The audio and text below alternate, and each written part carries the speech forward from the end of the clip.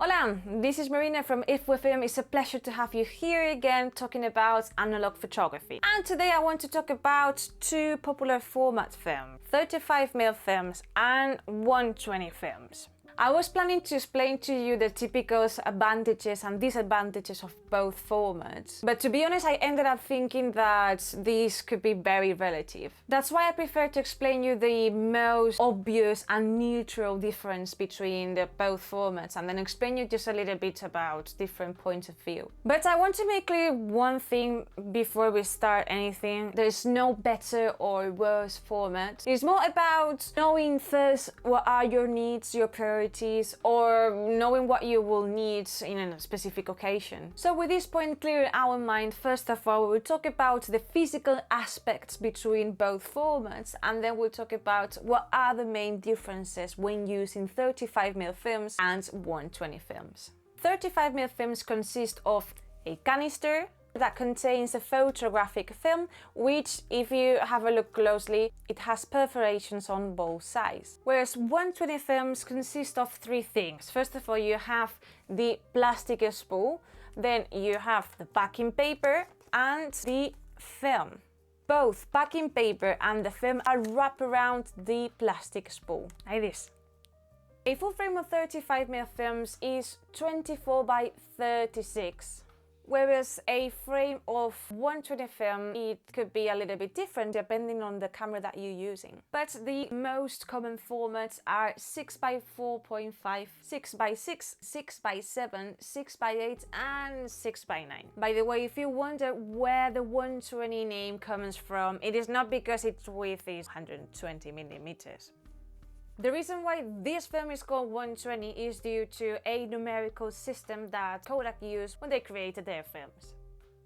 So be careful with saying 120mm, as apart from the fact that there is not such a format called like that, it is because you're probably going to create a tsunami of hate and fury among analog photographers, so careful with that. So let's talk about what are the difference when using 35mm films and 120 films. Well, let's talk about first the number of exposures per film. 35mm films have between 24 and 36 exposures. You have also 12 exposure, but it's not very common. Whereas with 120 films, you have from 8 to 16 exposures, and that's going to depend on the camera that you're using. Regarding the number of exposures, many people think that actually having more exposures per film, it is an advantage, as will be cheaper for you, and if you, for example, you're taking loads of photographs in a photo shoot, will be a little bit hassle for you if you have to constantly change the film. But many people actually think the opposite. If you have less exposures, then you will concentrate more, you will focus more on each shot that you're taking. And now let's talk about the film price. Obviously, when you're taking pictures with 120 film, it's going to be more expensive than 35mm films because the film price itself is more expensive, and also if you want to get your 120 films developed by a lab, it's going to cost you a little bit more than 35mm films. Now let's talk about the film diversity. You're going to find many more options of different films in 35mm films than 120. There's more types of color films, black and white films and experimental films on 35mm format. Then we have the cameras. There are three big differences when we compare 35mm cameras and 120 film cameras. The first big difference is that as 120 films are bigger than 35mm films, the cameras are also bigger and sadly heavier, like this tank over here. But hey, you have less heavier and massive options, okay? For example, you can use TLR cameras that are medium format cameras, but not as huge as the tank over here. So this is massive.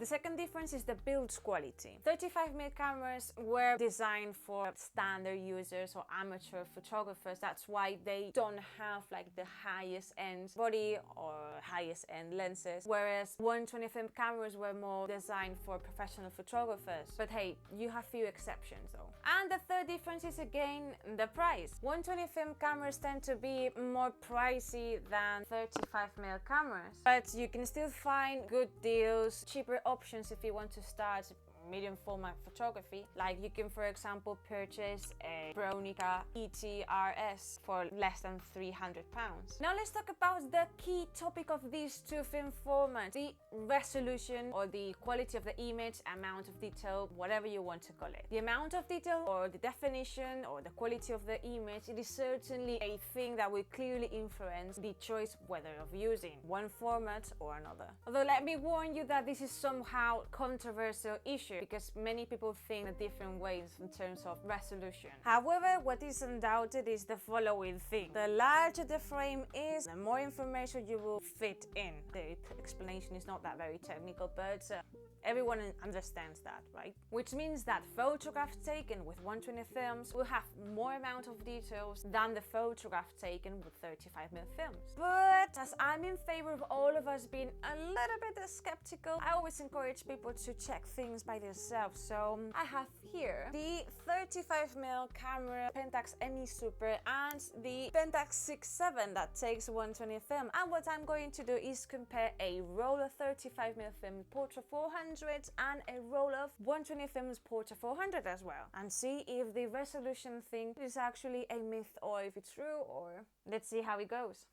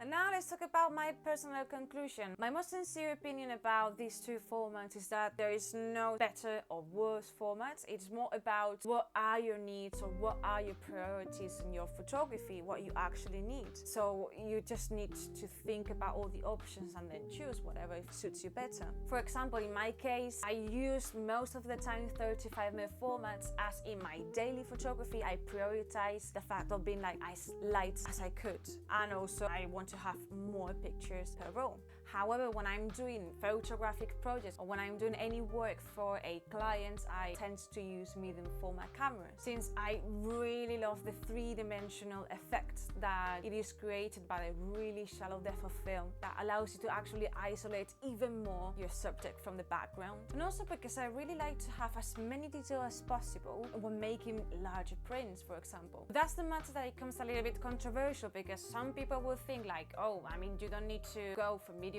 format to have quality on your prints, because you could scan your 35mm frames as a really high resolution. And now obviously many people think that there's no need you to go medium format if you're just going to upload the photographs on the social media. Yeah, which is fair enough, but it will always depend on what are the creative things that you're looking for, what are the aspects that you prioritize. I mean, it could be any reason really. And finally, I really like medium format when I want to go out, when I want to go so surrounded by nature and just going to a mountain. Really love that slow pace and the fact that it allows you to be like more aware of every shot that you take. What do you think? Is there any reason why you choose one format than another, or is there any reason that you always just stick with one format? Yeah, just let me know in the comments that we can discuss all together about this matter. And before I finish this, I just wanted to say thank you so much for watching this video. It really helps me a lot. And also I want to thank Kodak Professional Euro for giving me the films to make this video happen. So Kodak, thank you so much. And well, that's all. Thank you so much, and I hope that this video has actually been helpful for you somehow. And if you like this video, you can always give me your support and give me a hand by liking it and by subscribing to this channel. So that's all for now. I see you in the next video, which is going to be very soon, I promise you. Adios! Adios. But look at this, this is like the father and the son. Can I have a parrot? Dios mío.